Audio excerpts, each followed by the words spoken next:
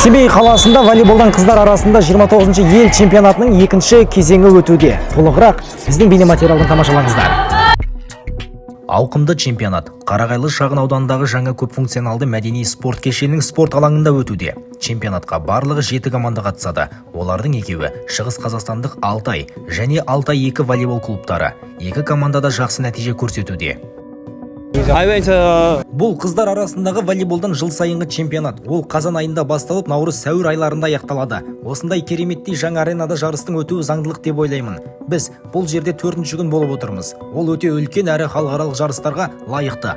Байрақты бәсекеде көп жылдық тәжірибесі бар волейболшылармен қатар жаңадан бастап келе жатқан жастар да бар. Алайда көп жылдық тәжірибеге қарамастан, олардың барлығы чемпионатқа бірдей мұқият дайындалды. В общем, как получается, так вы... Ұлттық лигада бірінші жыл болғандықтан біз үшін әрбір жарыс жаңа тәжірибе. Біз өзіміз үшін ойнап жеңіске жетуге үміттенеміз. Жоғары деңгейдегі командалармен ойнау өте қызықты. Жаттықтырушы бізге бұл жарыстар халықаралық жарыстарға дайындық екенін үнемі айтады. Сондықтан көңіл күй өте маңызды. Чемпионатты көріп және сүйікті команда үшін жанкүйер болғысы келетін жандар мұны теледидардан да интернеттен де тамашалай алады. Ойындар Казспорт телеарнасында және ютубта көрсетіледі.